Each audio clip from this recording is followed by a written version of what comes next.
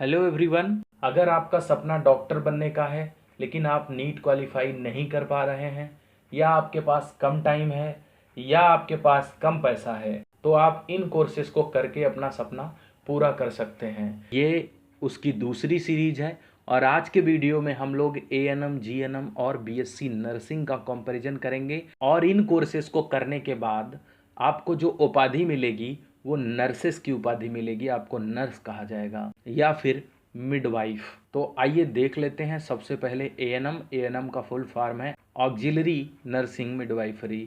GNM का है general nursing and midwifery. और बीएससी नर्सिंग का है bachelor of science in nursing. इसके बाद ड्यूरेशन कितना है इन कोर्सेज को करने का, तो इंस्टीट्यूट के अकॉर्डिंग ड्यूरेशन अलग अलग हो सकता है, लेकिन एएनएम का जो अप्रॉक्सीमेट ड्यूरेशन है वो है 18 मंथ्स। जीएनएम का ड्यूरेशन है 3.5 साल और बीएससी नर्सिंग का है 4 साल। इन कोर्सेस में कुछ समय यानी 3 या 6 महीने के लिए प्रैक्टिकल ट्रेनिंग के कोर्स भी किए जाते हैं। इसके बाद एलिजिबिलिटी क्या है? एएनएम के लिए जो एलिजिबिलिटी है उसमें हाई स्कूल या इंटरमीडिएट साइंस या आर्ट से होना चाहिए, जबकि जीएनएम के लिए केवल इंटरमीडिएट, वो भी फिजिक्स केमिस्ट्री बायोलॉजी से होना चाहिए। और बीएससी नर्सिंग के लिए भी फिजिक्स केमिस्ट्री बायोलॉजी से इंटरमीडिएट होना चाहिए। परसेंटेज कितने होने चाहिए इंटरमीडिएट में?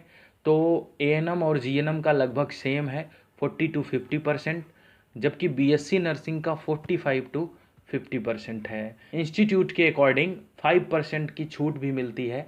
एज लिमिट कितनी है इन कोर्सेज के लिए? तो 17 से 35 साल है एएनएम के लिए, जीएनएम के लिए 17 से 30 साल और बीएससी नर्सिंग के लिए भी 17 से 30 साल की एज लिमिट है। यहाँ दो बातें आपको और बताना चाहेंगे।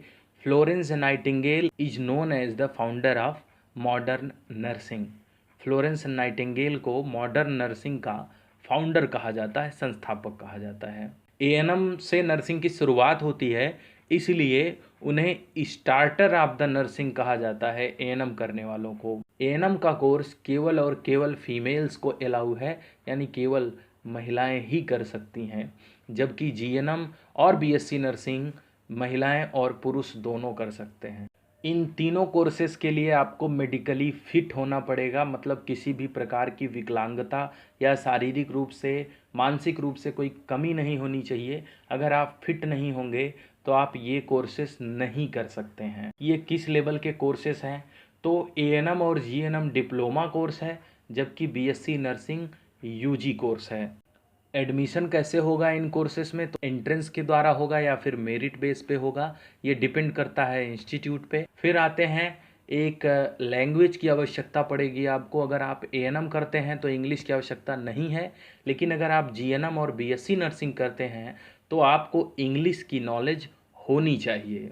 एएनएम, जीएनएम और बीएससी नर्सिंग करने वालों का काम क्या होता है? तो आप सभी को डॉक्टर के असिस्टेंट के रूप में काम करना होता है और उन्हीं के इंस्ट्रक्शन के अकॉर्डिंग चलना पड़ता है। तो मुख्य रूप से इसमें मरीजों की देखभाल करनी होती है आप सभी को। लास्ट में बात कर लेते हैं सैलरी की। तो सैलरी 3 से 9 लाख पर एनम मिलेगी एएनएम में, 3 से 15 लाख पर एनम मिलेगी जीएनएम में, और 5 से 25 लाख लगभग पर एनम मिलेगी बीएससी नर्सिंग में।